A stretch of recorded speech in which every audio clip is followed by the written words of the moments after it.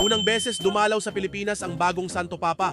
Paglapag niya sa airport, sinalubong siya ng isang VIP limousine. Pero dahil sa daming abala sa seguridad, na-late siya sa kanyang unang event. Dali-dali niyang sinabi sa driver, "Bilisan mo pare, baka hindi na ako umabot." Kahit todo kayod si manong driver, ramdam pa rin ng Santo Papa na mahuhuli pa rin sila. Kaya naman, sumimangot siya at sinabing, "Pre, palit tayo, ako na magmamaneho." Nag-aalalang sumunod ang driver at nang makaupo na sa harapan, bumirit ang Santo Papa, lumusot sa traffic ng EDSA, nag-counterflow sa C5 at siningitan pati mga motorista sa Rojas Boulevard. Halos lumipad na ang limo, mga 6 na kanto bago makarating sa venue. Isang pulis ang humabol at pinara ang sasakyan.